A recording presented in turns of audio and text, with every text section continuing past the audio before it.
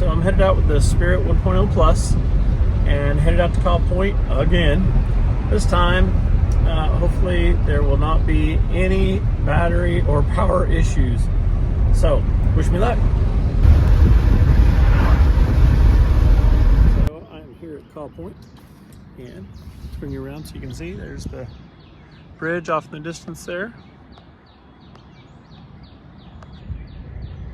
Bridges off in the distance, and downtown is right through there. And I am getting ready to be out on it. I really like being on the water. It's a beautiful day today, and I'm kind of excited to get out there. And hopefully today will be a more successful day than the last time I was here. And that darn torpedo proved to be dead.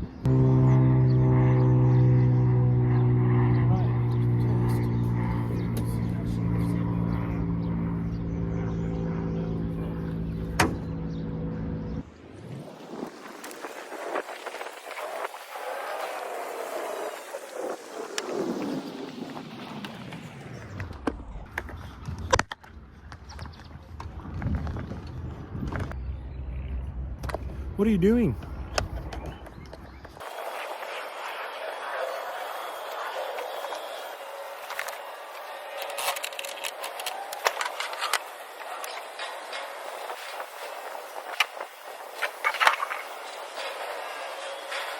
Boat in the water. Okay, so we'll leave her there and come back here in a moment. So, leaving the Tesla behind me with the trailer, heading on down. Beautiful sunshiny day here in downtown Kansas City. Look at that. Let's go. That's so pretty. I had a comment on one of my recent videos, and they're like, what? The dirty, filthy, brown, muddy water? Yeah, and that gorgeous view. So I really like waterways in general. Is it brown? Yeah, there's a lot of sediment. It's the Midwest. Okay, get over it. But then also, like, look beyond that and see a beautiful city on a beautiful day. And that can kind of encourage you a little bit. So today I'm going to be testing the second attempt at a dinghy motor. This one will be the ePropulsion Spirit 1.0 Plus, and I'll be using that with the TCB Worth 48 volt 135 amp lithium iron phosphate battery that I got off of Amazon for like $900. Incredible deal for something that big. Anyway, so what we're going to do today is we're going to start off going up that way on the Kansas River just to make sure everything's working. Wanted to do that last time with the torpedo, but I'm still a little bit salty about that.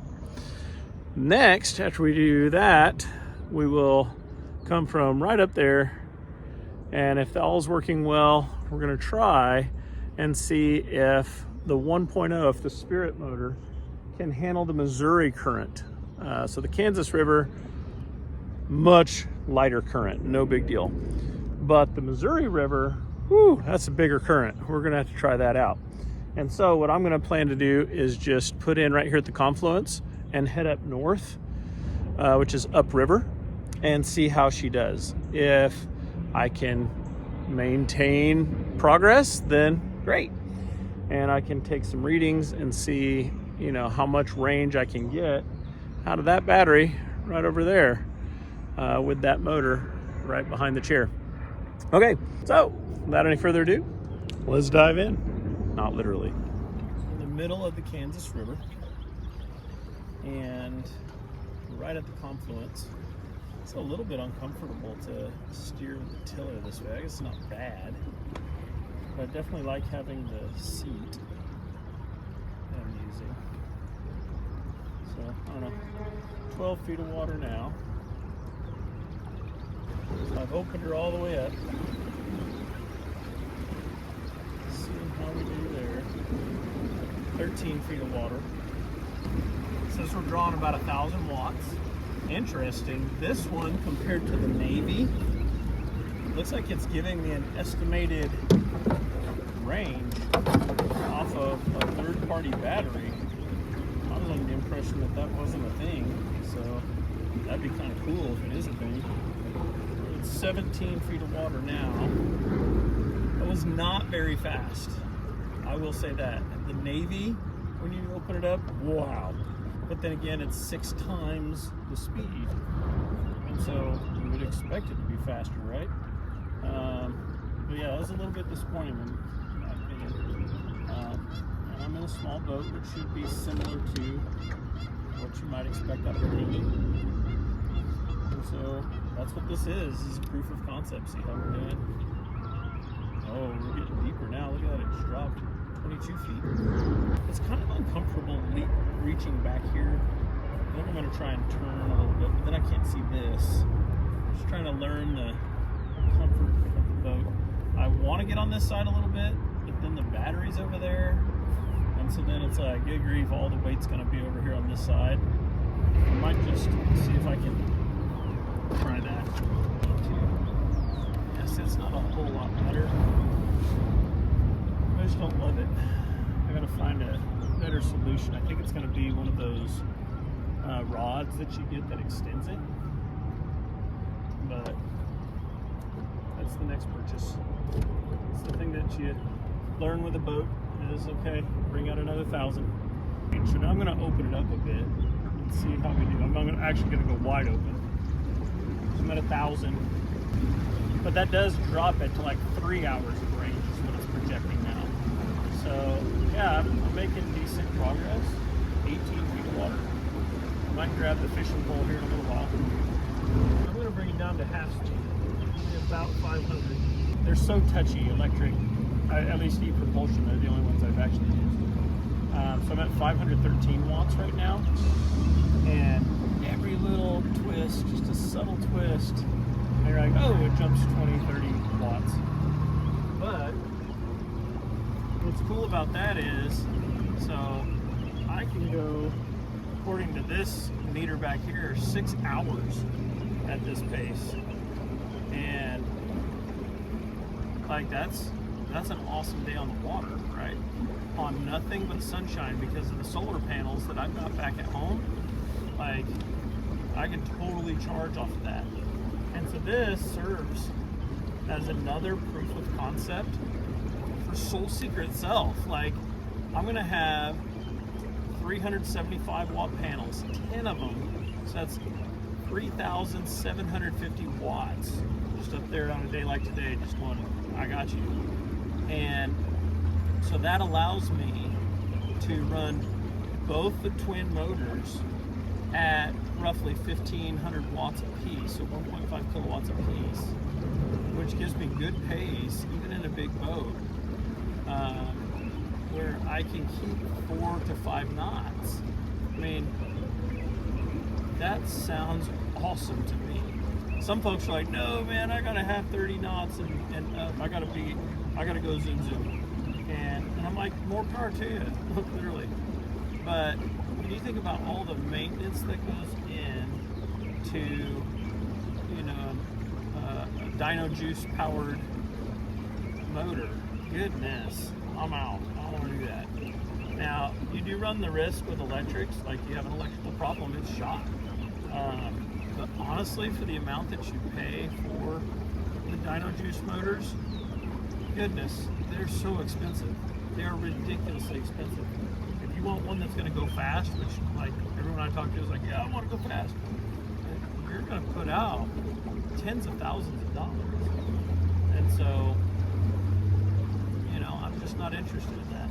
Plus, I'm looking for a pace that's a little different than what I think most are looking for. Okay, so I got the speedometer app loaded. It's a free one. And I've got it. I'm going to see if I can swap between. So I cannot record and have that app open at the same time, which is a bummer. But I was going 2 miles per hour at 100 watts. Okay, I'm going to go ahead and I think crank her around. So we're at 6.5 here, 6.4. Okay, so we'll head back the other way. Yeah, I feel like I got really shallow there. I can kind of feel it in the throttle. I feel like the prop might have been kicking its crap. Okay, so I'm going to check out, and now that we're in 8 feet of water again, heading this way with the current, I'm going to go see how fast it goes full on. All right, so here's the interesting thing about electrics. I was able to clock at full speed, which is 1 kilowatt. I was going about 5. I reached a maximum of 6, but it was typically 5 miles per hour. And then when I dropped it to 500 watts, I only dropped 1 mile per hour. So it was down to like 4 or 5. And so that is the interesting thing that you gotta get your mind around is, you know, dropping it to a half the power consumption does not equal half the speed. It actually is a nominal, very minimal impact on the speed over water that you had at full speed. And so that's a fascinating thing and something I plan to really take advantage of as we get on to Soul Seeker. Heck, I'm taking advantage of it right now on Seeking Soul Seeker. I am a little bit worried about the limited power in this boat on the Missouri going against the current. But that is where we're going to try this next before I even get the fishing pole out. That's a lie. Maybe I'll get the, nope. I'm in Kansas waters. So I've got a Missouri fishing license. I don't even know if that's legal. Probably not. So I'll look it up on Grok. See you in a minute.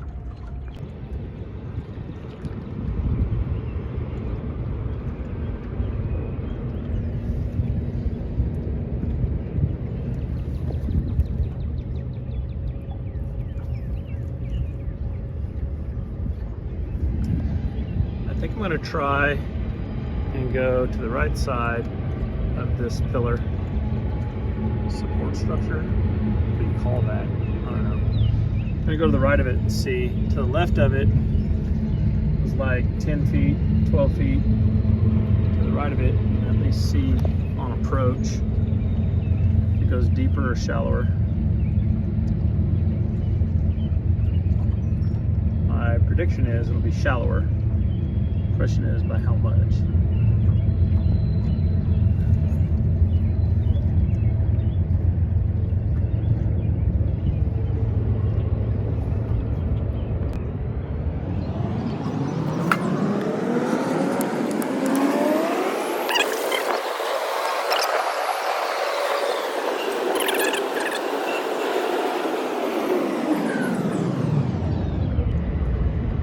That turned out pretty good. Just at 13 feet. I'm going to do the same test over here on this one to see if in between these I came in on that side. And so now I'm going to try up over here.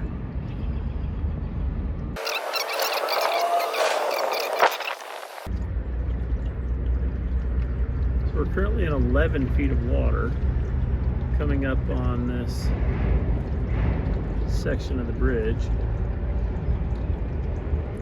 And I'm kind of debating still whether I'm going to try and go to the right side or the left again.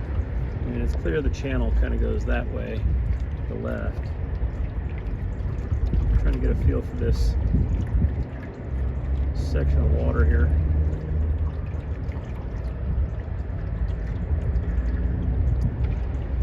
I'm also really aware of the Missouri River right over there looming just beyond. Dun dun dun. That current is so much stronger than this. But that is what I'm here to do, is test this. And if worse comes to worse, it's a nice thing about being in rivers and protected waterways. You just pull off and take out on the side of the water. Okay, I can't go against the current. The motor's not strong enough. Pull over.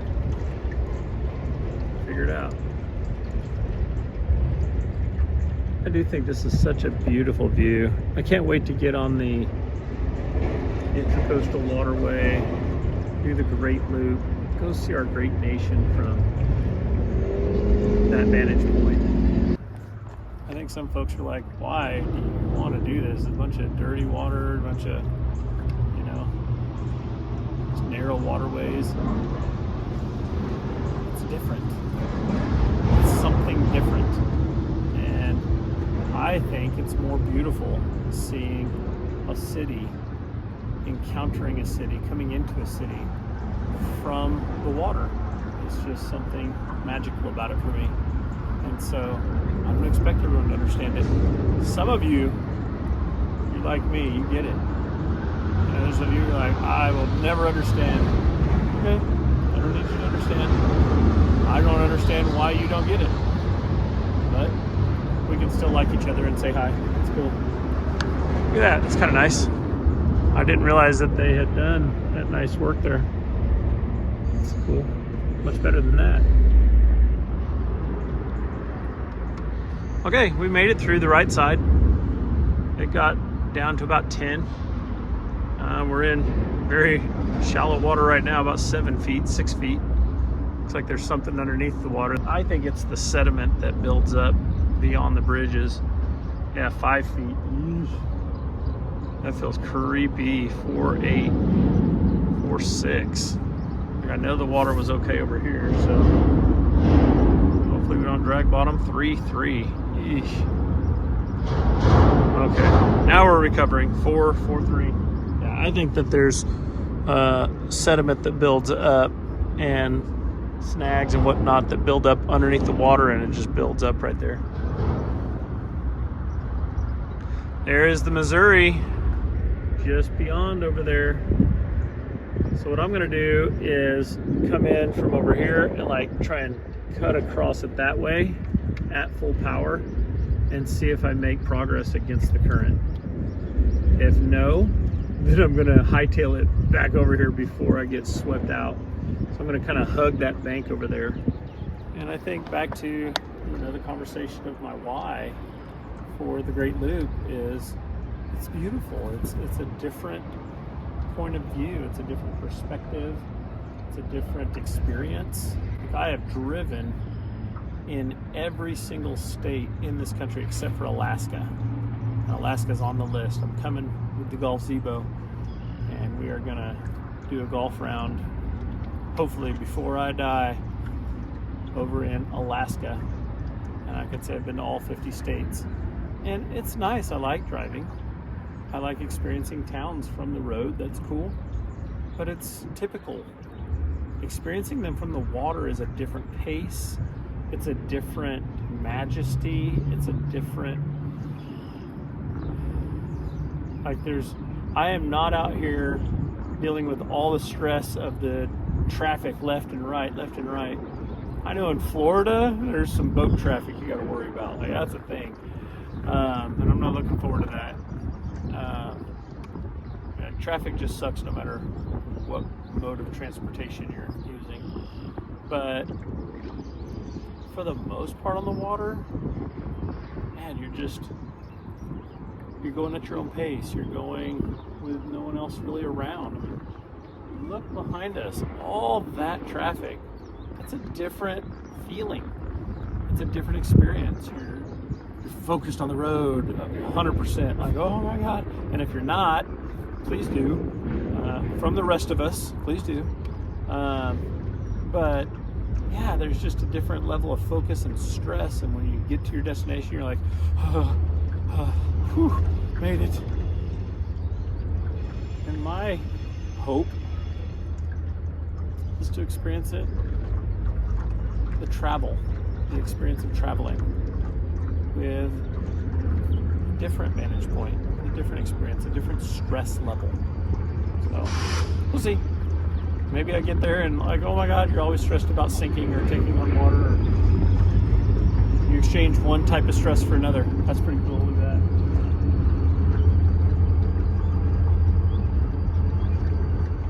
that. I do like trains too, though. Union Pacific. I gotta look up how long they have been around. Maybe one of you can comment. I'm sure it's been for a long time. All right, we got 14 feet, give or take, of water as we approach the mighty Mo. Man, you can just see the current from here. It's like, ooh, that's a different beast. I'm excited to go figure it out, see if this thing can do it. I hope it can. It'll be fun.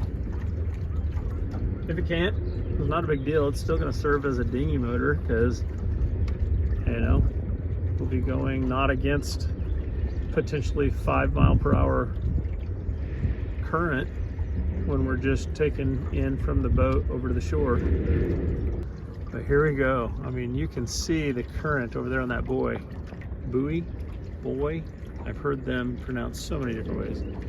That's not true. Mostly just 2 different ways. Boy or buoy. But yeah, look at that current. Wow.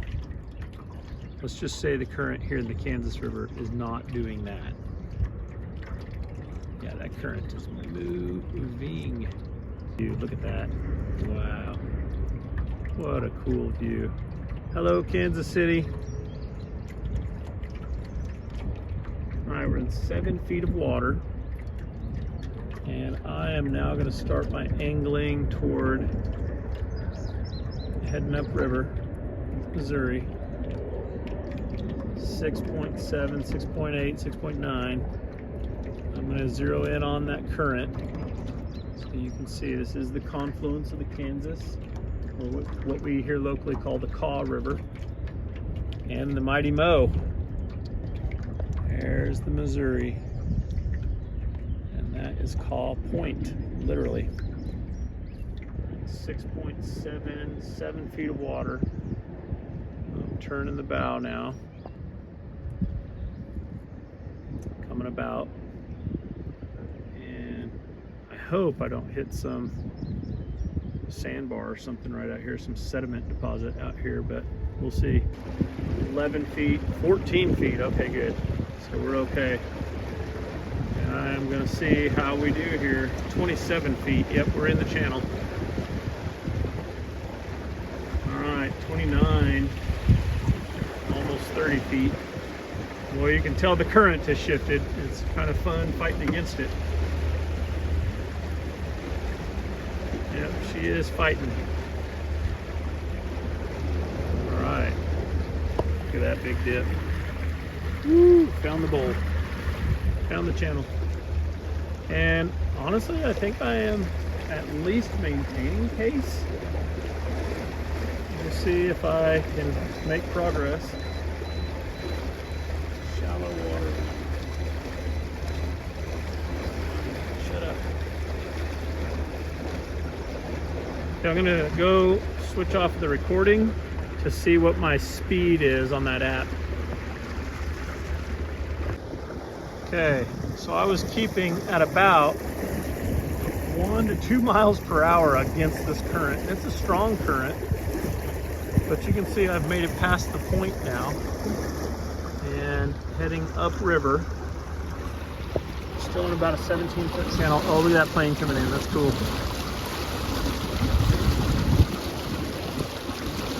Very cool.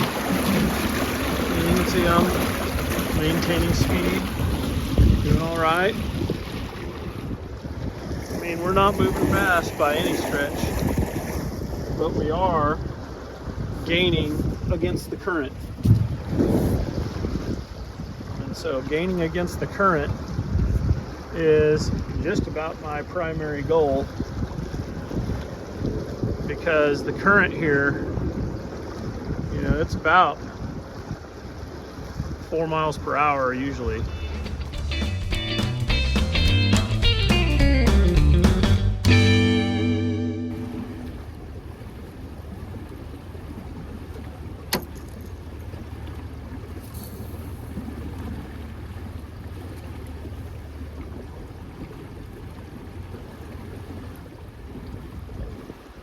Okay, I decided to do another test just now.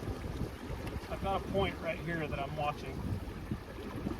I'm seeing if I can lighten the speed, because remember, dropping the speed, the power just a little, has a very minimal impact on your speed. But against the current, such as it is, I want to see at what point do I start to lose ground, like I'm negative, you know what I mean? So I'm at 736 watts, and it looks like I'm actually still making progress. This little outlet here is going to be more my frame of reference as I'm also fishing. I don't know about fishing. I've got a lure that's hopping along the water back into the boat. I feel like I'm making progress, just really slow progress. But then I wonder, okay, does that actually mean much longer? But then again, do I lose the benefit of that because it's taking me longer to progress, you know what I mean? So it's all very interesting, but I'm definitely making progress right now. Just slow progress, but I was already just slow. But if I'm going 3/4 speed, 3/4 power, like I'm making an exponential increase in the amount of time that I can operate. I think that's awesome.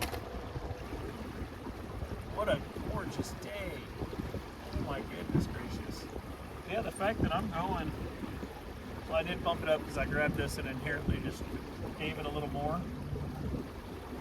776. You get some strange dynamics happening on the Missouri River that you don't get like on a lake. And I think that's kind of fun too. Like, you get a whirlpool every now and then that's like, whoa, it messed with your heading. And you gotta adjust where you feel a choppiness that's unexpected. And so I remember it from kayaking. I've kayaked on the Missouri plenty, but not in a motorboat situation. So motoring feels a little different because you are going faster than you would in a kayak. I'm going to bump it up to, I think, like 850-ish. Currently I'm at 862. Let's see if that feels a little bit better. It does. 862 compared to 750. I can look over here and take in that I'm making progress. Whereas 750-ish, whatever I was at, that felt a little bit like, am I? I don't know. But that little bit of a difference on the power consumption, it says 3 hours, 30 minutes. Now let's bring it back down to the 750 or whatever that was.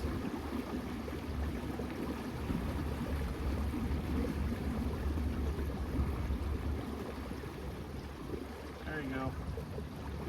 736, 735, and it's raining 4 hours, 6 minutes. Like, wow, that's a huge difference for such a minimal amount of extra power. But you do have to balance that with how it feels. And I'm still making progress, but progress at 850-ish just feels that much better. This is good. I'm at 832. And it says 3 hours, 38 minutes. I'm done with that. The super cool thing is I'm out here with no pollution, noise, or fumes.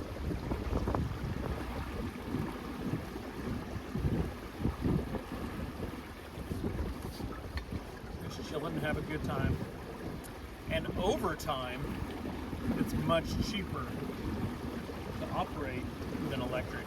Like right up front, you're spinning. But not a whole lot more. Like if I were to get a similarly powered 3 horsepower gas motor, I'm not saving a ton of money. And then I have to do the gas, the oil, the fluids, all that crap. With this, and the pull start, oh my gosh, it is so unpleasant for me. But on this, plug it in, turn the tiller, let's go. And yeah, going 830 watts is fine. I'm watching the indicators on the shore and it feels good. Again, for me. Like, if you don't like that, but if you're watching this channel, maybe you're thinking about it. And heck, if you've made it this far, I think you should think about it. Just go get one. Tiny Boat Nation, use the discount code Wayne. Wayne the boat guy, check him out. Maybe one day they'll have a Soul Seeker discount. That'd be cool. What I like about the Spirit so far compared to the Navy, first of all, the Navy always felt like it was going to bend the transom on this little aluminum hull boat. Swancraft, I can't remember the name of it. It's Seeking Soul Seeker. But the full power Navy 6.0, honestly, I felt like it was going to bend my transom. And with this, I don't have that feeling. It's light.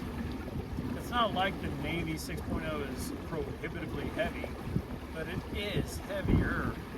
Like if you're going to lift it overhead, for sure. You saw the video, I hope, where my son-in-law Lewis and I put the Navy 6.0s on Soul Seeker, still on the hard, but installed those, and it took two of us to lift it, get it up there. I can't imagine if it was just me. I mean, I would have had to have used a pulley, something like that, so you could do it. Heck, I probably wouldn't have even done that. I just lifted it and figured it out, but it would have been more clunky and probably damaged something. Lifting with two people is the smart move. But with this, nah. You lift this with one hand. It's no problem. And I don't feel like the torque is gonna mess up my transom. It just sits there, does its job. I really also like the fact that when I'm driving down the highway, it's just sitting in the boat. Like, I didn't need to leave it on the transom, and it didn't feel like, oh, but you know, now it's gonna be a pain in the butt to put on the boat whenever you get there. No, it was fine. It was easy, very easy, ridiculously easy. I've owned gas-powered boats before, and they're never easy. They're just a pain, always a pain. And so I like the sustainability concept. Like, here's the cool part to me. I am literally propelling this boat against the flow of the Missouri River right now. We're overcoming the current of the Missouri River, and the Missouri's, I mean, I wouldn't call it low. It's unseasonably low. It usually is higher at this time of year, but the wing dikes are all underwater, so it's not like it's low. It's just normal. It's not super high. It's definitely not flood stage. I wouldn't be out here during that time anyway. That's not smart. But I'm propelling this boat against the Missouri River's current, the mighty Missouri's current, on nothing but captured sunshine. The sun shined. I caught that sunshine through solar panels and put it in this battery. And now, weeks later, I'm putting those sun rays to work for me on a beautiful day. I can fish, I can enjoy my day out here, enjoying the lovely day, doing all that on nothing but the fact that the sun shined a few days ago. How cool is that? Yeah, but you can't go fast. I don't give two rips about going fast in this situation. Oh, cool. Okay, so here's a situation that I need to be prepared for, and you will enjoy. I don't know. I'm actually a little freaked out by it. So, One of the problems with navigating on the Missouri River are barges, and a barge is coming around the bend up here. It's the first time in a very long time for me since I was in my kayak, honestly, which was so long ago. But there's a barge coming, and I want you guys to witness this. This is exciting. You kind of have to get out of their way, and they bring a big wake, and so it's a dramatic thing out here. But yeah, let me show you, take you along for the ride here. This will be fun. Look at it way out there. Can you see it? Way up there. She's coming, and she is full of crap. I am staying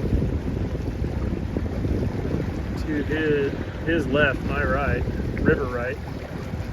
But I've also got to worry about that wing dike over there and how far out it comes. I don't know. This shows I'm in 20 feet of water still, so I'm in the channel. It definitely is dramatic. Look at those things. Those things are big. They got a whole lot of weight to them. He's not stopping. He's like, get the hell out of my way. Or don't, your choice.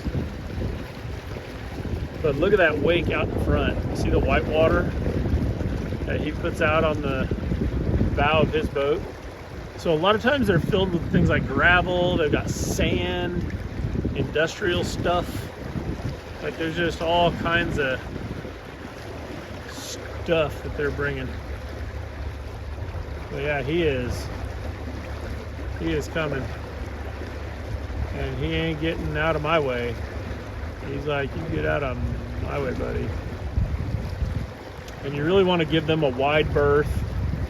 You don't want to get too close to them. It's dangerous. You can drown with that. They can definitely capsize you.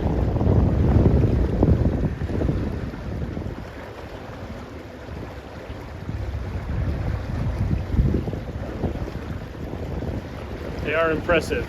They do a lot of valuable work.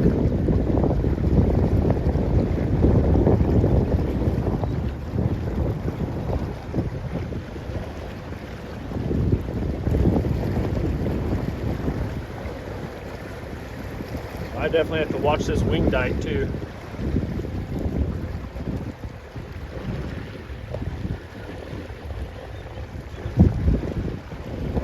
Drama on the high river.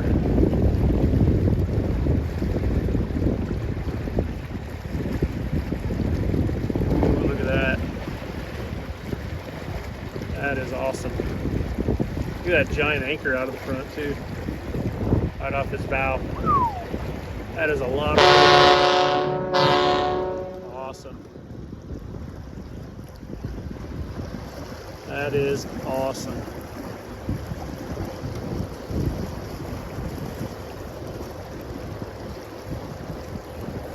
Look at him go with all that. Very super cool. Faith Geraldine. Okay, now we get to watch the chop and the wake coming along. Yeah, they even got a grill. That is so cool.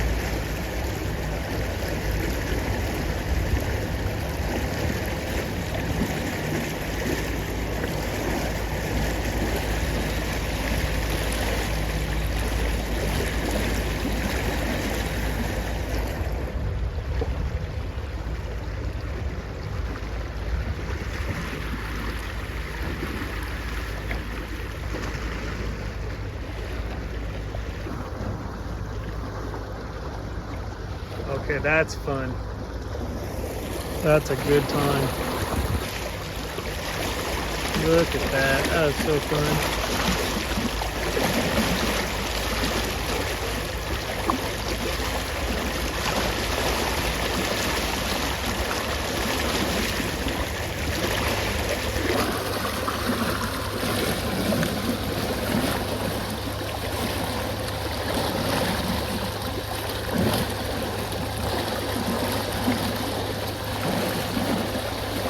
And you know what?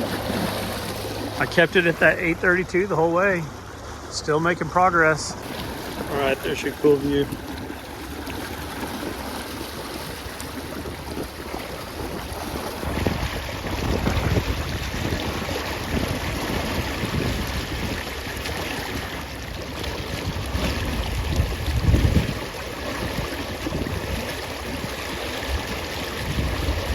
Hello, Kansas City.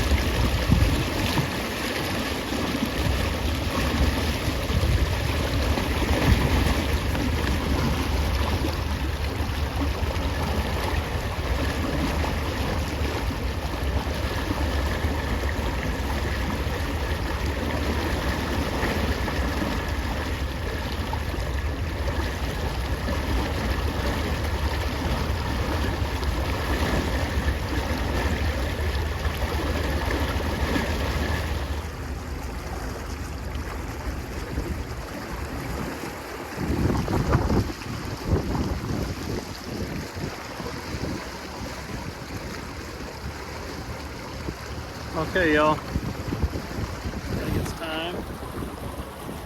We're at the end of that highway over there. It's an interesting building straight ahead of me. I don't really know what it's doing other than pumping water into the Missouri. Anybody know what that is? What it's doing? Let me know in the comments. But I think it's time now. It is 2:02.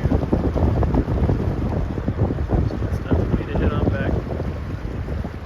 Look around. Be finishing this trip much faster. I mean, much faster now that I'm going with the current rather than against it. But I am excited to have a proof of concept in the bag. It's been fun. Now it's time to head back.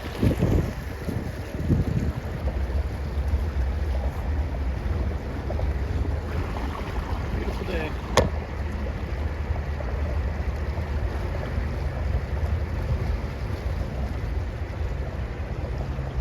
Okay, y'all, we're coming around the bend here.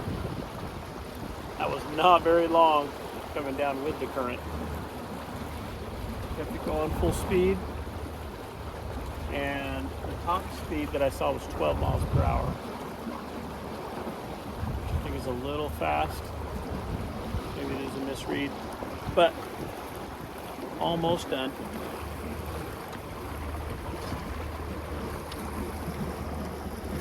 And I wanted you to see this.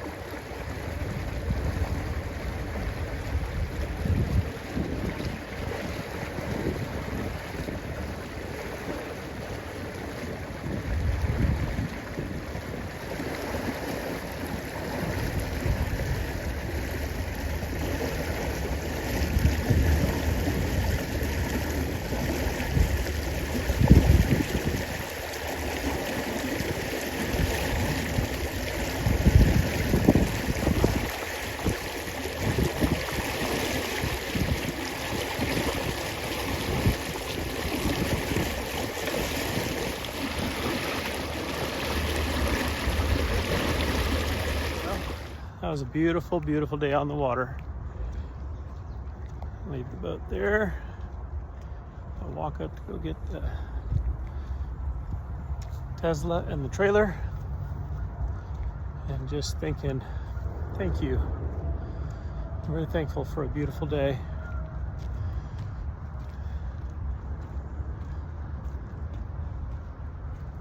I hope you have a great day. Thanks for watching.